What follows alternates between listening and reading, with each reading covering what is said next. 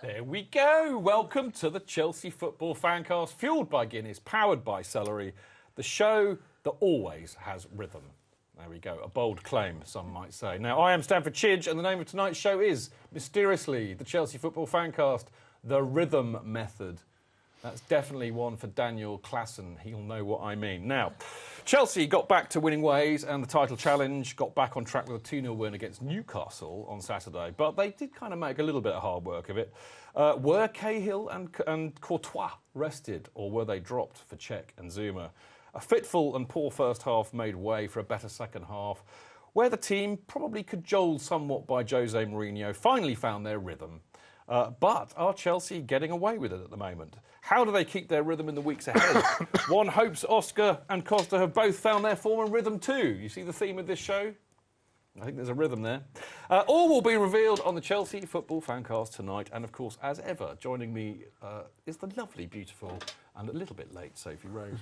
It's not my fault, everyone. OK, we're OK. We've forgiven you. Hello, lovely to see everyone. Hi. How are you, anyway? You all right? I'm OK, I'm a bit stressed. I know. We'll chill you out. The circle line is not good. OK. It's always delayed. There we go. Blame it on the circle line, I would. Now, who do we have on our lovely little show tonight? So, the lovely Dan Levene. Hello. Am I new to you? Are you new to me? I think we are new to each other. You two have not interacted. Lovely to meet you. Yes, lovely to meet you too, darling. He's also known as Blues Chronicle. Oh, yes, I think we're on Twitter. We haven't formally met. He's a journalist, and he knows where the body's buried. What a cool name, Levene. Thank you. I like that. Anyway, and then on to the equally as lovely... Thank you. Dan Silver. Evening, how you doing? I'm good, how are you? Cool. Good. Also known as the Two Dans, I think, but there you go. Right, we don't have any benches tonight. There's been a lot of sickness. In fact, poor old Dan Levene is spluttering away. He's been sounding like Bob Fleming before we went on air. And I know Dan Silver had the lurgy from Stoke. In fact, actually, you were telling me you got your lurgy at Stoke. So no. I know. I think you probably got it off I've got Dan. some vitamin C in my bag. Is that all? If that helps. Yeah, nothing else? Natural. OK, fair enough. Right, people, on the show tonight, we will be, of course, as always, kicking off with Ross's ratings for the Newcastle game, and then we will be talking about all the issues therein. And later on, much later on, we will be awarding fannies for that match. Now, it is a free vote tonight, and of course, we all know what that means. It means that I didn't have time to put them on the website. So none of you lot out there can vote for them. But what I'll try and do this week is I will put them on there afterwards, and hopefully by then you'd have a little bit of guidance from really clever people like Dan and Sophie, and maybe even me, and then make your vote appropriately. Now, after that, we'll, of course, have a bit of a roundup of the various Chelsea news this week, including the FA, surprise, charging Jose Mourinho for talking, apparently. I can't see any other reason why they've charged him. There's also been some absolutely mental transfer rumours around, including a certain odious little Argentinian. You can see where I'm coming from on that. As well as, believe it or not, Micah Richards. Yes, you heard that right, Micah Richards. And sadly, Andre Schürrle, which I hope doesn't happen. And of course, there's another snippet of news about the architects who designed the bird's nest in the Beijing Olympics. Apparently, are being hired by Chelsea to redevelop the bridge. But anyway, we'll have a chat about that if we have time. And to wrap up, Sophie, in the absence of Mr. Kidd, who is apparently filming tomorrow and therefore busy learning his lines, I hope. Anyway, Sophie will be revealing her stats. No, she'll be revealing Chelsea Chadder's stats. Get it right. There you go. Freudian slip. How am I going to say that in the voice? You have to come up with a voice, Soph. I'm just going to take over Jonathan's. You're going to have to come up with a voice. Role. It's all right. I'm sure I can work. I'm sure you can. I hadn't thought of that actually. But well reminded. And of course, after that, actually, hopefully we'll get a few questions in from you lovely people, and you can ask any one of us. But you've got the brains trust here with the two Dans tonight, so I hope to get some questions from you, and hopefully we'll have time. They look very formal. They do. We've got professionals this week. I know. We have, haven't we? And anyway, if you do want to ask us some questions, the best way to do it, Sophie, is what? You can tweet us at Chelsea Fancast, or you can listen in on Mixlr, which is mixlr.com/Chelsea-Fancast. Now, on that note, we are without iPad tonight because for the 15th week in the row, the Sports Tonight Live people have forgotten to charge the iPad. So we might not be getting interactive with you as much as we would like, but I will try and remember to look at my phone. We'll try to pick up a few things. Exactly. But anyway, do fire some questions in and we'll try and get those in at the end of the show. It, as ever, will be a fun-packed and very full show. Now, before all of that nonsense, Sophie, should we have a bit of player ratings? Let's. I think we should. These are genuinely Ross's, I should quickly add, before we get the old pick on the screen. But maybe I'll just read them out anyway. Maybe we'll agree with him Go one on, week. go on, Soph. Here we go. So, Pictures up. Lovely. So here are the ratings for the Chelsea-Newcastle game.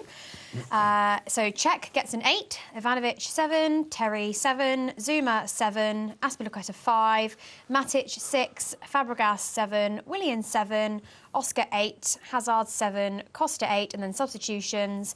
Luis gets 7, Ramirez gets 6, and Remy is not graded because he wasn't on the pitch for long enough. Very good. You're getting good at this. Doesn't mean that he wasn't any less better, though, does it? I think always that Ramirez should get at least 1 point for kicking somebody. You know, I would always give him a point for that. So I think it's a bit unfair not getting a mark because I'm sure he must have kicked at least 3 people in the 10 minutes that he was on the pitch. But what do you think of those? Was Ross? You know, Ross. We should tell the viewers about your partnership with Ross. Don't get excited. There's no wedding bells in here at all. But Ross and Sophie share a season ticket, don't you? We do indeed. Yeah. We had a bit of a kerfuffle. Did you have a bit of a fight? You had a bit of a scrap? Was there an off? We didn't have a fight. We just.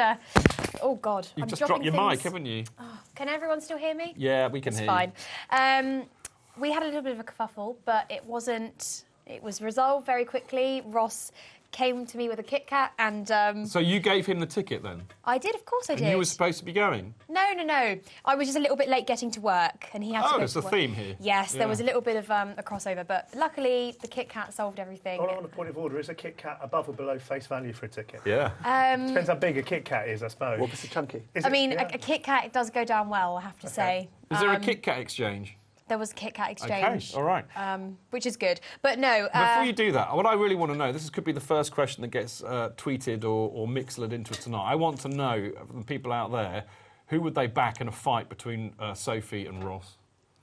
Ooh, Silence. Who does everyone think? I don't know. I'll reveal I bet later in the break. go for me. Yeah, well, we'll see. I hope so. Everyone vote for me. You seem too nice to come out with the clause, to be honest, Sophie. Rose? Where did that come from? What am I on? Nothing, sadly. I'm becoming one of the lads, obviously. I'm getting last name. Anyway, enough of that. What do you think of the ratings, then? Has he got it right? Well, I didn't actually go to the game, but I did watch Match of the Day. I thought that Cech did very well. You liked that? Really, really well. I thought he was... And if I'm being honest, probably Cahill and Courtois are probably on the bench because... They were poor. We're going to get into that later. I think that's the only reason, because, to be honest, if they weren't, if it was just because he wanted to switch it around, he wouldn't have done that for an important game like what it was, because we couldn't afford to drop any points. Now, there we go. Proof needed that, you see, Sophie does know her onions, because that is definitely going to be the topic for conversation in the next part. But, Dan, what did you think of those ratings? I think those ratings were probably fair OK, aren't they? Yeah, pretty much. The standout guys for me, I thought, were... Cech had a very good game after looking a little bit wobbly with the first couple of touches, but I think... he kind of spilled that first shot, didn't he? 5 minutes in, I think he had certainly an 8 out of 10. Yeah, definitely. And Costa's a funny one because he had half an excellent game. Yeah. So do you give him a 5 for that? I don't know. I give him a 10 for the second half. Yeah, in a way. I mean, I definitely... I mean, you know, the standout players for me, I mean, I think he's got it spot on. Cech, I thought, was superb. I thought Costa was superb, but only for the second half. Yep. And I think Oscar was superb. Well, but before we get to that, I think you could say that about most. I think the only one who was brilliant from the word go really was Cech. I accept your stumbling thing, but he was consistent all the way through. Everybody else had a pretty poor first half. What do you think, Dan? Yeah, I agree. I think Cech was very assured. Zuma was just faultless, I think, had a really good game, came in, looked like a natural. So, yeah, generally, I think he's done it right, Ross. Very happy with it. OK, so there we go. Can I just say about Oscar, though, because literally just before he scored the goal, everyone was saying, God, what a poor game he was having.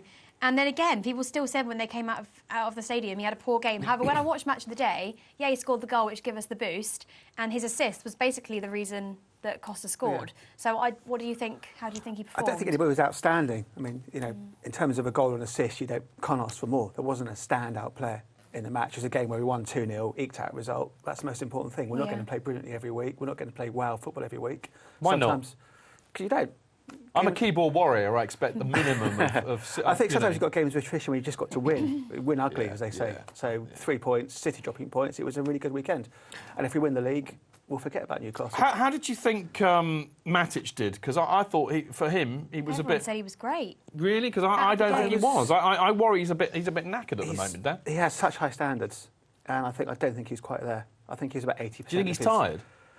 Possibly, or he's been so good, so consistent for the year he's been here. We are allowed the odd drop. He wasn't awful, but he was nowhere near his 100%. What do you reckon? I think I agree with exactly what Dan just said about how he set the bar so very, very high when he has just an average game. Very true, isn't it? I mean, the game he had on Saturday, he looked OK for a lot of the game. He looked all right for a lot of the game, but he looked like probably the second best holding midfielder in the league, rather than the first. So he's just raised those expectations. I think that's the issue. Okay. You were going to say something. What was I going to say now? No, I think I don't know. I'll say the only player that you can say that has kept going would be Hazard. I don't know if you're. I'm not saying he's been outstanding, but obviously Matic got tired. Although I does think he carries us quite a lot. However, I think Hazard is probably the only player that when all the fans come out of the stadium, because I do a couple of interviews after, nobody ever has a bad word to say about him. That's really. I mean, I don't know if you've got time to get into. Yeah, we haven't got time to get into. In fact, actually, after the break, this is how one does it on TV. Sophie has just come up with something that's genius-like, because of course, actually, Sophie talks to loads and loads of fans right after the game, doing her Chelsea Fans Channel stuff outside of Konakai. Which means she's down with the people. She knows what the people are saying. I'm going to ask her about this after the break. We'll see you in a sec.